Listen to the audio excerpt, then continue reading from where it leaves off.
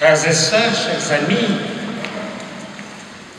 voici que je suis tout juste rentré de Lourdes, où notre Église de France a vécu deux événements importants. Le premier et le plus long a été l'Assemblée plénière des évêques de France. Une semaine d'échange, de partage, de prière, où à la fois nous avons essayé de regarder telle ou telle réalité de la vie de notre société de France, et où ensemble également nous avons partagé nos joies, nos soucis, nos engagements, les défis auxquels nous sommes confrontés. Mais nous avons aussi pris le temps d'élargir notre regard au monde musulman, au Moyen et au Proche-Orient, aux drames et aux enjeux de ce qui s'y vit, mais également aux changements qui se font jour dans notre société française, non sans question, non sans problème. Nous avons poursuivi notre partage et notre réflexion sur la relation entre hommes et femmes dans la vie de nos églises diocésaines, ainsi qu'aux initiatives prises en vue de l'éducation affective, relationnelle et sexuelle des jeunes. En groupe plus restreint, nous avons travaillé sur l'importance de la présence de l'Église dans les régions rurales, mais aussi dans les quartiers dits populaires. Je n'ai pas l'intention de semer la division dans le clergé, mais je dois dire que je tiens à vous rendre hommage et à vous remercier pour votre engagement. Et travailler dans le monde rural, c'est une vraie mission, c'est un beau service. Alors merci de ce que vous faites, ce que nous essayons de faire tous ensemble.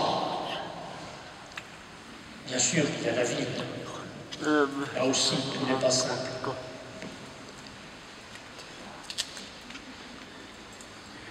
Oui, la présence de l'Église est réelle.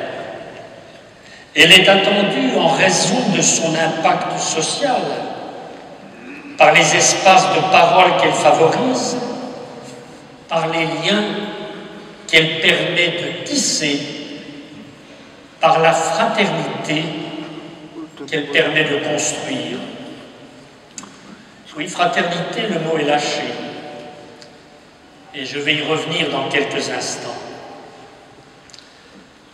Notre rassemblement s'est enchaîné avec celui des séminaristes de France que nous avions invités à nous rejoindre à Lourdes pour un temps de pèlerinage, de partage et de communion.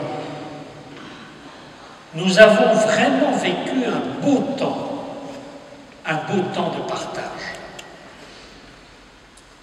Environ 800 séminaristes, cela peut paraître beaucoup, c'est relativement peu quand on regarde l'ensemble des besoins de notre Église de France, mais c'était important de pouvoir partager, de voir ce rassemblement des évêques, des séminaristes, des prêtres, des accompagnateurs, des formateurs.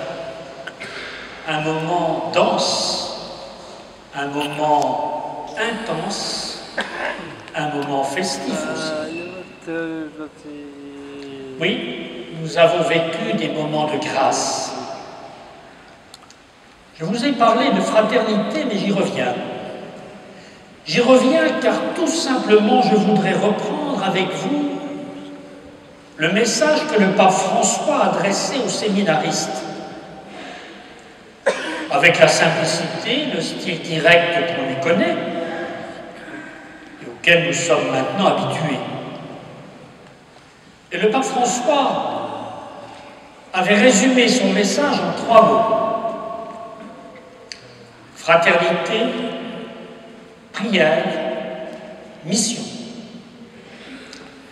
Ces 3 mots ne sont pas seulement destinés à ceux qui ont répondu à l'appel du Christ à marcher à sa suite comme prêtre, comme séminariste.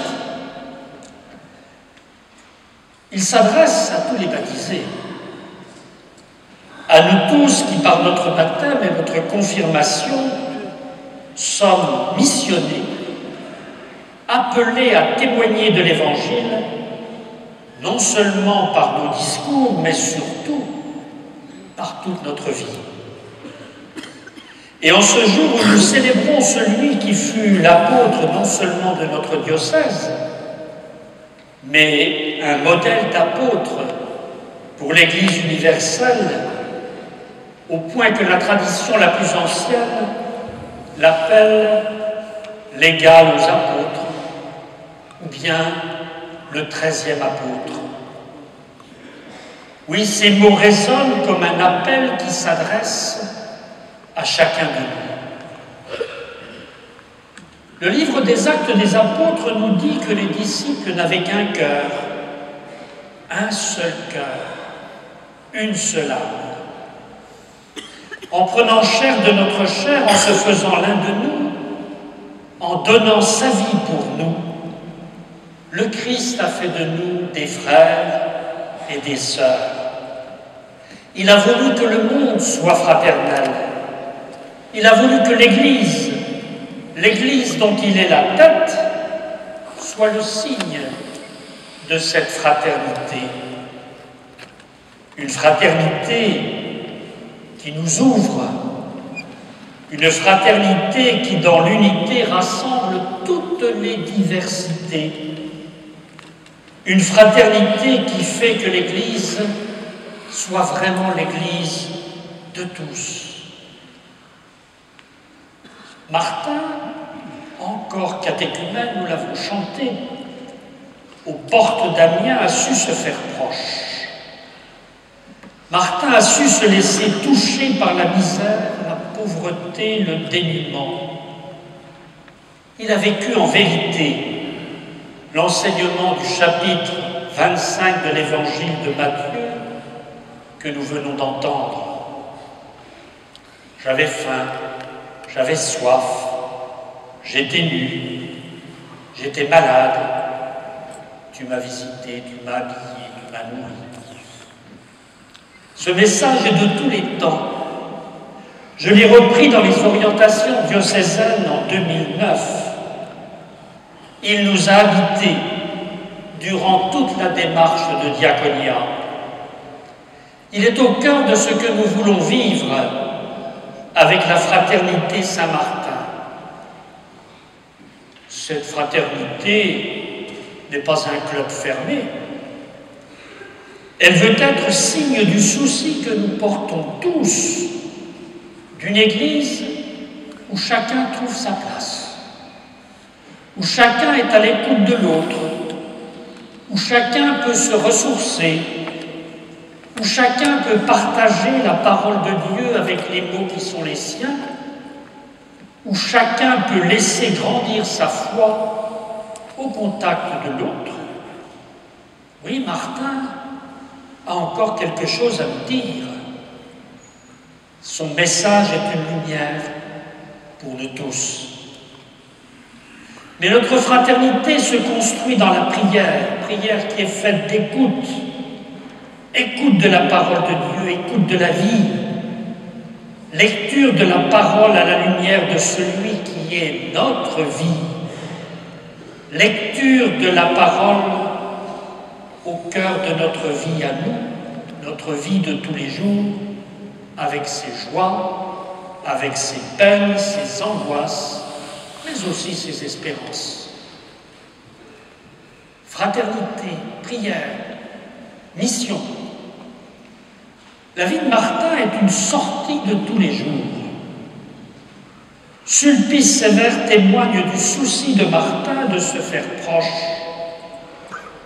du Christ au cœur de la prière, proche du Christ présent dans les autres, Martin n'a cessé d'aller, comme le dit le pape François, aux périphériques.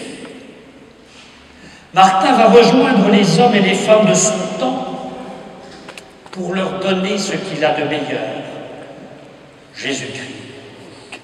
Il n'a pas peur de quitter la cité pour aller dans les campagnes, d'aller aux marches de son diocèse. Il annonce Jésus-Christ jusqu'à l'extrême de ses forces. Frères et sœurs, nous nous préparons à célébrer une année jubilaire, une année vraiment plus que bissextile, puisqu'elle doit s'ouvrir le 11 novembre prochain pour se terminer début juillet 2017 avec l'anniversaire de l'ordination épiscopale de Martin, lui qui a été donné comme pasteur de cette église le 4 juillet 372.